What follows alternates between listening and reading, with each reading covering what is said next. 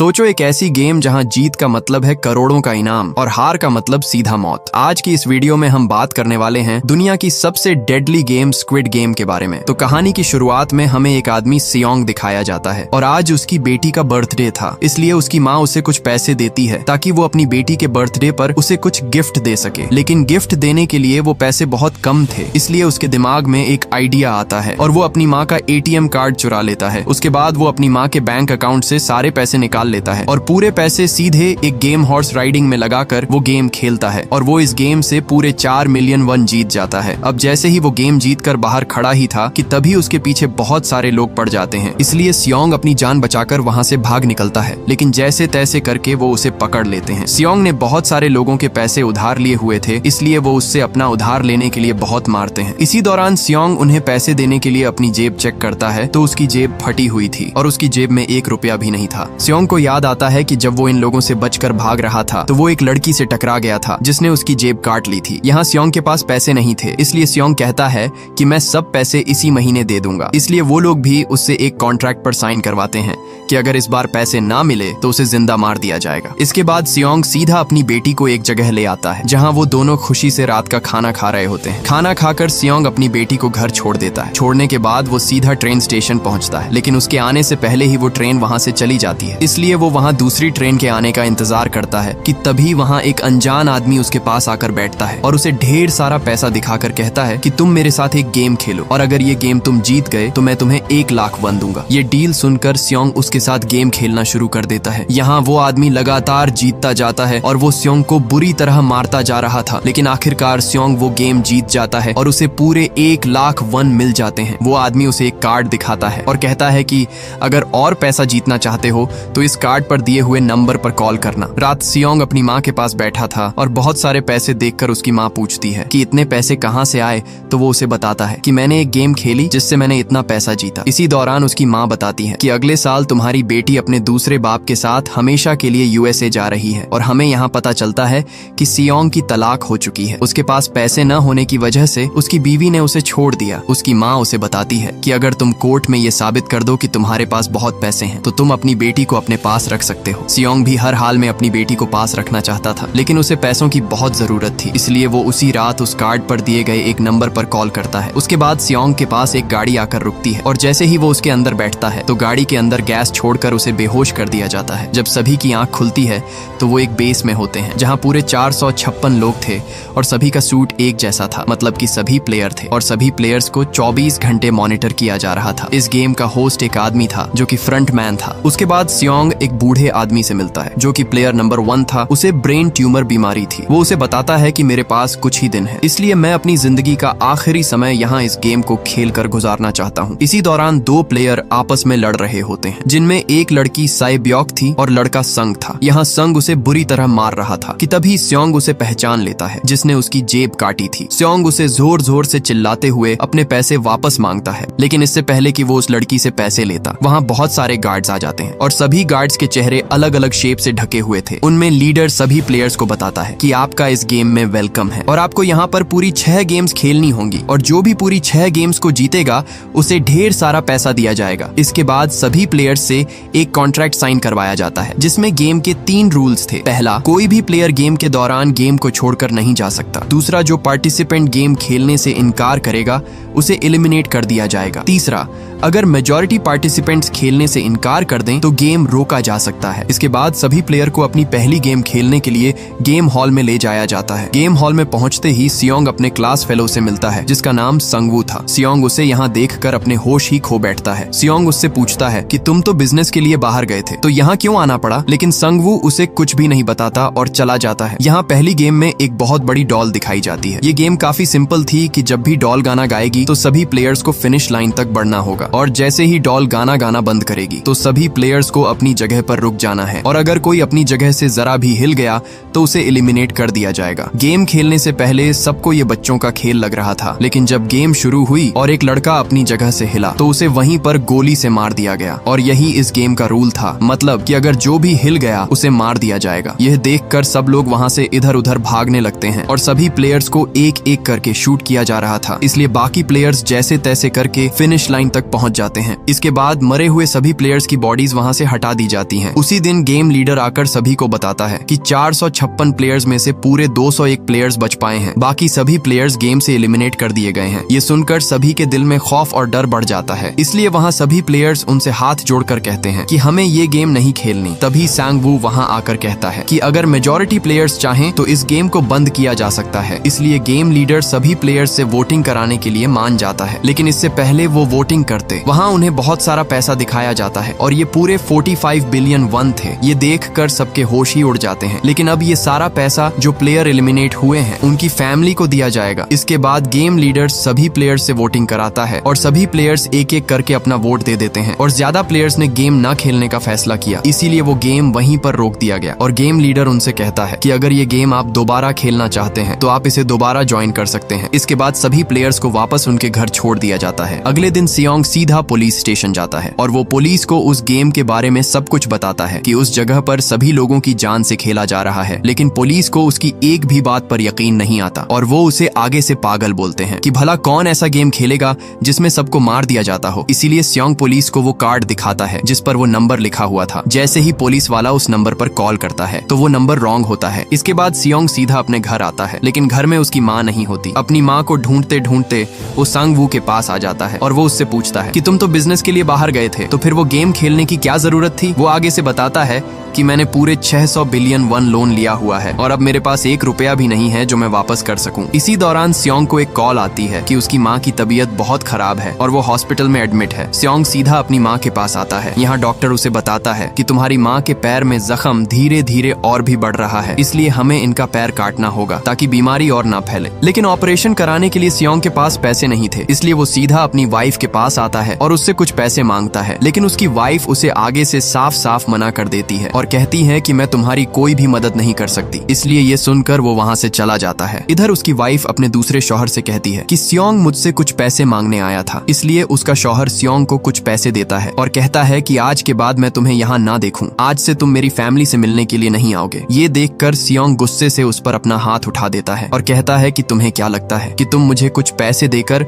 मुझसे मेरी फैमिली छीन लोगे। अब सियोंग उदास होकर अपने घर वापस आ रहा होता है कि तभी उसके घर में एक पुलिस ऑफिसर आता है और वो उससे उस गेम के बारे में पूछता है। दरअसल उस पुलिस ऑफिसर का भाई भी था और उसके घर जाने पर उसका भाई उसे नहीं मिला, लेकिन उसे वहाँ वही कार्ड मिलता है जिससे लोगों को उस गेम में इनवाइट किया जाता है। पुलिस ऑफिसर उसे बताता है कि मैं तुम्हारे पास इसलिए आया हूँ क्योंकि उस दिन तुम पुलिस स्टेशन पर आए थे और इसी गेम के बारे में तुमने रिपोर्ट करवाई थी और अब मुझे शक हो गया है कि मेरा भाई भी इसी गेम में गया हुआ है, इसलिए तुम मुझे वो जगह बताओ जहाँ ये गेम खेला जाता है। लेकिन सियोंग उसे साफ साफ मना कर देता है और कहता है कि मुझे इस गेम के बारे में कुछ भी नहीं पता। सियोंग जैसे ही अपने घर के दरवाजे पर पहुंचता है तो उसे वही कार्ड मिलता है, इसलिए अब उसके इस गेम को खेलने के अलावा कोई चारा नहीं था जिससे वो कुछ पैसों से अपनी माँ का इलाज करा सके। इसलिए वो गेम को दोबारा ज्वाइन करने का फैसला करता है और सभी प्लेयर्स को एक एक करके वहाँ से ले जाया जाता है। लेकिन इस बार वो पुलिस ऑफिसर भी सभी गाड़ियों का पीछा करते हुए उनके पीछे पीछे आ रहा था और सभी गाड़ियां उस शिप पर जा रही थीं। यहाँ वो पुलिस ऑफिसर भी एक गाड़ी के नीचे छुप जाता है। अब सभी गार्ड सीधा उस शिप तक पहुंच जाते हैं और यहाँ वो पुलिस ऑफिसर मौके का फायदा उठाकर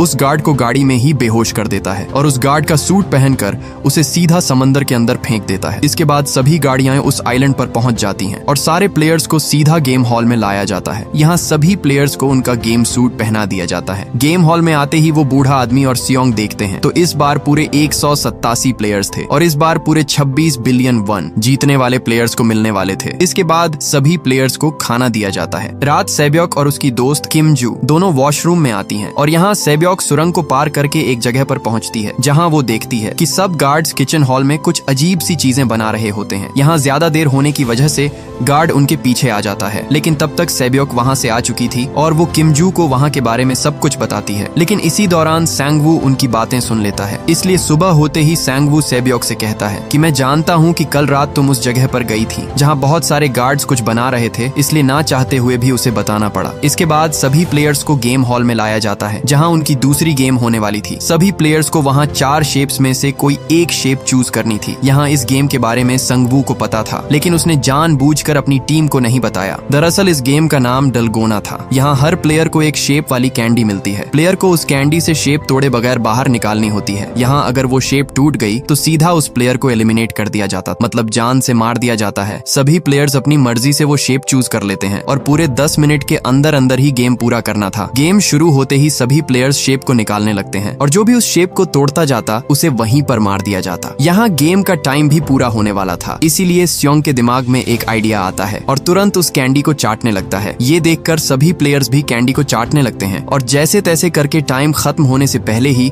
स्योंग कैंडी से उस शेप को बाहर निकाल लेता है, इसलिए यहाँ वो एलिमिनेट होने से बच जाता है और वो इस गेम को भी जीत जाता है। इसके बाद सभी प्लेयर्स को वापस मेन हॉल में लाया जाता है, जहाँ अब 108 प्लेयर्स ही रह गए थे। बाकी 79 प्लेयर्स अपनी जान गंवा बैठे थे और जो प्लेयर्स मारे गए उनका इनाम भी टोटल करके पूरे 34 बिलियन वन बन गए थे। ये देखकर सभी प्लेयर्स के होश ही उड़ जाते हैं। अगली सुबह सभी प्लेयर्स को नाश्ता दिया जाता है, लेकिन यहाँ नाश्ता लेते समय संग और उसकी टीम ने 2 बार नाश्ता ले लिया, जिससे बाकी 4 प्लेयर्स को खाना नहीं मिला। इसलिए वहाँ वो प्लेयर सीधा संग पर हमला कर देता है, लेकिन संग भी आगे से उसे बुरी तरह पीट डालता है, जिससे वो प्लेयर वहीं पर मारा जाता है। इसलिए उस प्लेयर को भी एलिमिनेट कर दिया गया और अब पूरे 107 प्लेयर्स बाकी बच गए। इधर हमें एक प्लेयर दिखाया जाता है जो डॉक्टर था और वो सब मरने वाले प्लेयर्स की बॉडी पार्ट्स को निकालकर अलग अलग कंट्रीज में बेचता था और इस काम का फ्रंटमैन को जरा भी पता नहीं था। दरअसल कंट्रोल रूम में इनका एक आदमी था जो इन सबसे मिला हुआ था और जो भी प्लेयर मारा जाता वो उसे सीधा एक सीक्रेट जगह ले आते जहाँ वो डॉक्टर उनके बॉडी के पार्ट्स को निकाल देता था। इसलिए फ्रंटमैन को इसके बारे में भनक भी नहीं थी, क्योंकि सभी प्लेयर्स की रिकॉर्ड हुई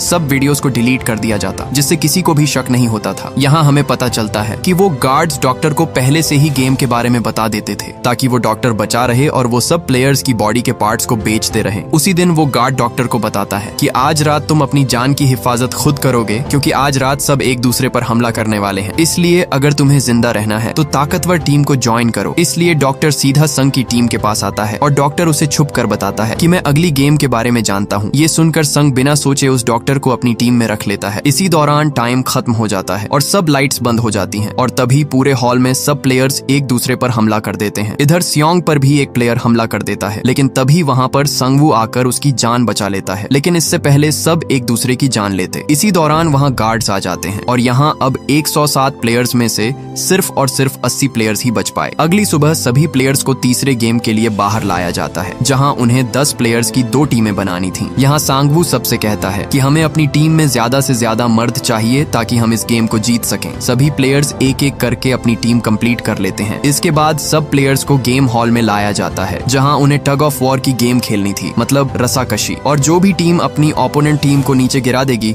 वही टीम गेम जीतेगी। पहले राउंड में संग की टीम के सामने किम की टीम आती है। इसी दौरान फायर के होते ही गेम स्टार्ट हो जाती है। यहाँ दोनों टीमें एक दूसरे को नीचे गिराने की पूरी कोशिश कर रही थी, लेकिन तभी संग की टीम अपनी पूरी जान लगाकर किम की टीम को नीचे गिरा देती है और यहाँ किम की टीम एलिमिनेट हो जाती है। इसके बाद बारी आती है स्योंग की टीम की और उसके सामने वाली टीम गोंग की थी। दोनों टीमों को टग ऑफ वॉर के लिए लाया जाता है। यहाँ वो बूढ़ा आदमी यानी प्लेयर नंबर 1 कहता है कि परेशान होने की कोई जरूरत नहीं, क्योंकि मैंने अपनी जवानी में ये गेम बहुत खेली है, इसलिए हम ये गेम आसानी से जीत सकते हैं अगर हम अपना दिमाग यूज करें। अब दोनों टीमें आमने सामने तैयार खड़ी थीं। इसके बाद फायर होते ही गेम स्टार्ट हो जाती है। वो बूढ़ा आदमी बताता है कि सब एक साथ 3 कदम आगे बढ़ो। जैसे ही वो सब आगे बढ़े तभी उनकी ओपोनेंट टीम नीचे गिर जाती है। इसी का फायदा उठाकर स्योंग की टीम अपनी पूरी जान लगाकर उन्हें नीचे गिरा देती है और आखिरकार ये गेम भी वो जीत जाते हैं। इसके बाद सभी एलिमिनेट हुए प्लेयर्स को उसी जगह लाया जाता है जहां वो डॉक्टर सभी प्लेयर्स के बॉडी पार्ट्स निकाल रहा होता है। तभी बात करते करते वो एक आदमी की बात करते हैं जिसकी बॉडी में सिर्फ एक ही किडनी थी और उन्होंने उस आदमी को जान से मार डाला, क्योंकि उसके बॉडी पार्ट्स निकालते समय वो ज़ॉम्बी की तरह जिंदा हो गया था। ये सुनकर गार्ड नंबर 29 जो वही पुलिस ऑफिसर था उसे शक होता है कि ये उसके भाई की बात कर रहे हैं, इसलिए वो उनसे पूछता है कि वो कौन था जिसकी एक किडनी थी, लेकिन आगे से उन्होंने उसे कुछ भी नहीं बताया। इसके बाद वो दोनों गार्ड बॉडी पार्ट्स डिलीवर करने के लिए निकल पड़ते हैं। जाते जाते वो पुलिस ऑफिसर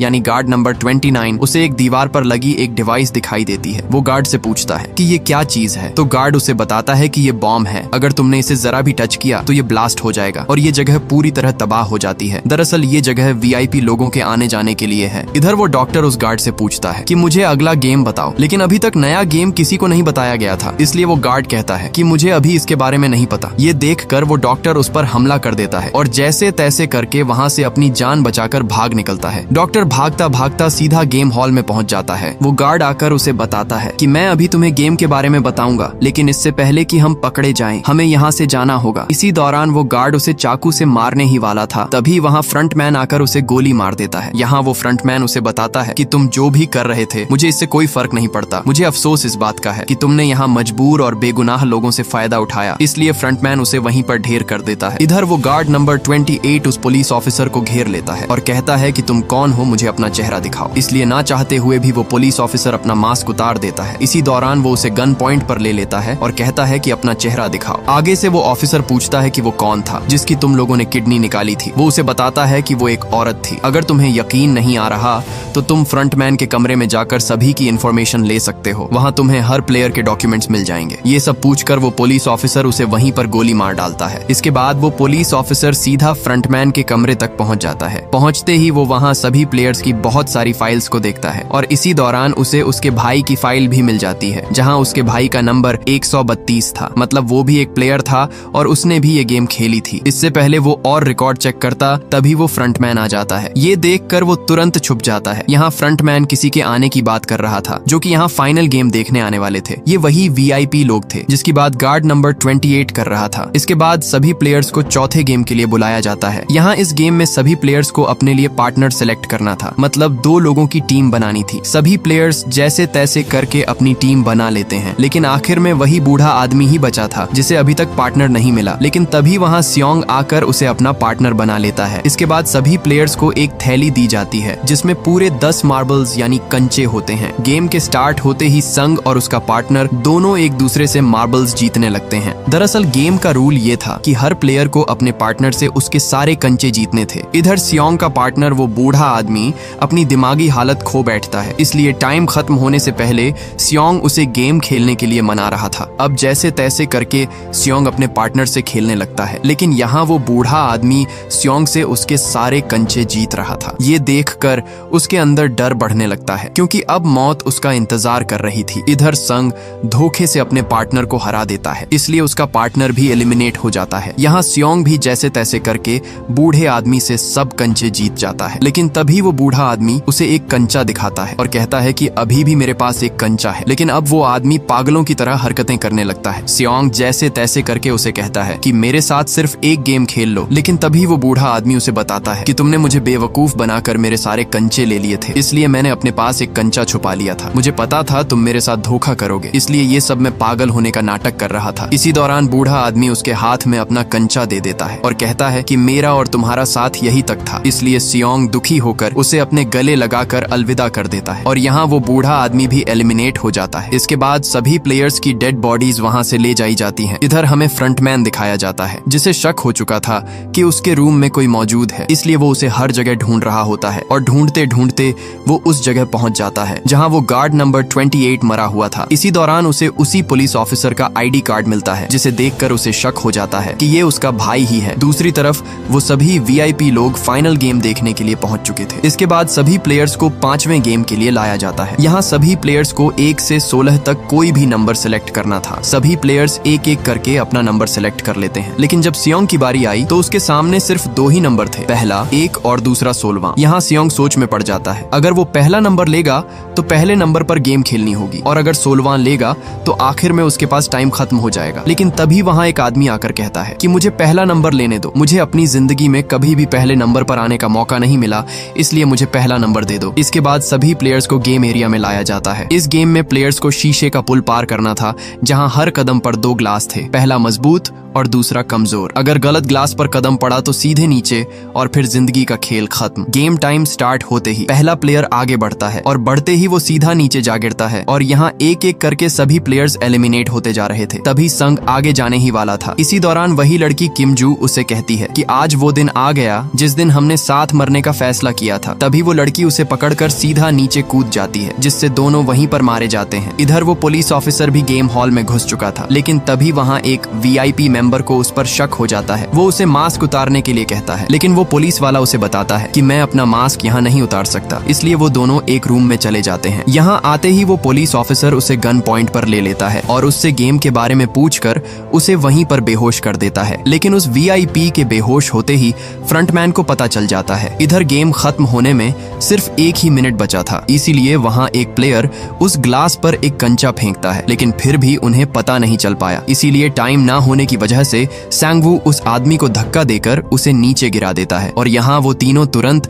उस पुल को पार करके फिनिश लाइन तक पहुंच जाते हैं। इधर फ्रंटमैन भी पुलिस ऑफिसर का पीछा कर रहा था। यहाँ वो पुलिस ऑफिसर डाइविंग सूट से समंदर को पार करता हुआ आगे बढ़ रहा था। वो फ्रंटमैन भी उसके पीछे पीछे ही था, लेकिन वो पुलिस ऑफिसर जैसे तैसे करके समंदर के किनारे तक पहुंच जाता है। लेकिन उसकी बदकिस्मती कि वहां पर सिग्नल का नामो निशान तक नहीं था। वो हेडक्वार्टर में कुछ तस्वीरें भेजता है, लेकिन सिग्नल ना होने की वजह से वो तस्वीरें हेडक्वार्टर तक नहीं जा रही थीं। वो उन गार्ड से अपनी जान बचाकर भागता भागता एक जगह पर पहुंच जाता है, लेकिन उसके आगे पानी था और फ्रंटमैन उसके पास था, इसलिए वो तुरंत उस पर गोली चला देता है। इसलिए वो फ्रंटमैन अपना मास्क उतार देता है, तो उसे पता चलता है कि ये उसका अपना ही भाई है। इसी दौरान फ्रंटमैन भी उस पर गोली चला देता है और वो सीधा पानी में जा गिरता है। इधर हमें बाकी बचे सिर्फ 3 प्लेयर्स दिखाई देते हैं। यहाँ सैब्योक की तबीयत खराब थी, इसलिए स्योंग उसे बताता है कि हम संगवू को हराकर दोनों गेम जीत लेंगे। लेकिन सैब्योक उससे कहती है कि तुम मुझसे वादा करो, अगर मुझे कुछ हो गया तो तुम मेरे भाई का ख्याल रखोगे। इसी दौरान उसकी तबीयत बिगड़ने लगती है। स्योंग भागकर सीधा उन गार्ड्स को जोर जोर से बुलाता है, लेकिन तब तक देर हो चुकी थी। स्योंग जैसे ही सैब्योक के पास आता है तो वहाँ उसे संगवू मार चुका था। ये देख उसका दिल अंदर से टूट जाता है। और अब बचे 2 प्लेयर, जिनमें से जीतने वाले प्लेयर को पूरे 45 बिलियन वन मिलने वाले थे। उसी दिन उनके बीच आखिरी गेम के लिए टॉस होता है। ये लास्ट गेम स्क्विड गेम होती है। इसमें 2 प्लेयर्स स्क्विड शेप वाली लाइन पर लड़ते हैं। जो जीत जाता है वही फाइनल विनर होता है। अब दोनों प्लेयर्स को गेम एरिया में लाया जाता है। टाइम शुरू होते ही दोनों के बीच हाथापाई शुरू हो जाती है। टाइम काफी कम बचा था, इसलिए यहाँ स्योंग संगवू को ढेर कर देता है, जिसकी वजह से उसकी हालत खराब हो जाती है। यहाँ स्योंग अपने दोस्त को नहीं मारना चाहता था, इसलिए स्योंग गेम को रोकने के लिए कहता है, लेकिन तभी वो पीछे मुड़कर देखता है तो संगवू खुद को चाकू से खत्म कर देता है। ये देख स्योंग जोर जोर से रोने लगता है और यहाँ प्लेयर नंबर 218 एलिमिनेट हो जाता है और आखिरकार ये पूरा इनाम स्योंग जीत लेता है। इसके बाद स्योंग को सीधा वापस घर छोड़ दिया जाता है और उसके सामने एक बैंक कार्ड भी था। जैसे ही स्योंग उस कार्ड को एटीएम मशीन में लगाता है और देखते ही उसके होश ही उड़ जाते हैं, क्योंकि उसका जीता हुआ सारा पैसा उसके अकाउंट में आ चुका था। इसके बाद स्योंग सीधा अपने घर आता है तो उसके पैरों तले जमीन ही खिसक जाती है, क्योंकि उसकी माँ उसका इंतजार करते करते इस दुनिया से चल बसी थी। इसके बाद सीन कट होता है और हमें पूरे 1 साल के बाद दिखाया जाता है, जहाँ स्योंग एक समंदर के किनारे बैठा था। उसकी हालत अब बहुत बिगड़ चुकी थी, क्योंकि अब वो इस दुनिया में बिल्कुल अकेला था। यहाँ तक कि उसने 46 बिलियन वन में से 1 रुपया भी इस्तेमाल नहीं किया, क्योंकि वो सारा पैसा बेकसूर जानों का था। इसी दौरान वहाँ उसे एक औरत फूल लेने को कहती है। जैसे ही स्योंग उस फूल को लेता है तो उस पर एक कार्ड था जो कि उसी स्क्विड गेम का था और उस पर एक लोकेशन भी दी गई थी। स्योंग जैसे तैसे करके उस लोकेशन पर पहुंच जाता है और पहुंचते ही वो देखता है तो उसे वही बूढ़ा आदमी यानी प्लेयर नंबर 1 दिखाई देता है। वो उसे कहता है कि उम्मीद करता हूँ कि तुमने इस गेम को खूब एंजॉय किया होगा। वो उसे बताता है कि मैं ही इस गेम का लीडर था। दरअसल मेरी जिंदगी में कोई भी नहीं था, मैं अकेला ही इस दुनिया में रह गया था, इसलिए ये गेम मैंने शुरू करवाया था और मैं अपने टीम मेंबर से मिलकर ये गेम खेल रहा था और इसलिए मेरा नंबर प्लेयर 1 था, ताकि मैं भी गेम में एंजॉय कर सकूं। ये सब कहकर वहीं पर उस आदमी की मौत हो जाती है। इसके बाद स्योंग सीधा सैब्योक के भाई के पास जाता है। वो उसे लेकर संगवू की माँ के हवाले कर देता है और कहता है कि अब से ये आपका बेटा है, इसकी हिफाजत करना। स्योंग उसे एक बैग भी देता है, जिसे खोलते ही संगवू की माँ के होश उड़ जाते हैं, क्योंकि वो बैग पूरा पैसों से भरा था। इसके बाद स्योंग दोबारा अपनी बेटी से मिलने के लिए यूएसए जा रहा था, लेकिन इसी दौरान उसे वही आदमी दिखाई देता है जिसने उसे गेम कार्ड दिया था। वो आदमी वहाँ उसी गेम का कार्ड लोगों को दे रहा था। स्योंग उसे पकड़ने के लिए उसके पीछे भागता है, लेकिन वो मौके पर ही वहाँ से भाग जाता है। फिर स्योंग उस आदमी से वो गेम कार्ड ले लेता है और दोबारा से उसी नंबर पर कॉल करता है। आगे से उसे फ्रंटमैन बताता है कि दोबारा गेम खेलने के लिए प्लेन में बैठ जाओ। और इसी के साथ ये मूवी यहीं पर एंड हो जाती है। अगर आपको इसका सीजन 2 चाहिए तो कमेंट बॉक्स में सीजन 2 जरूर लिखिएगा।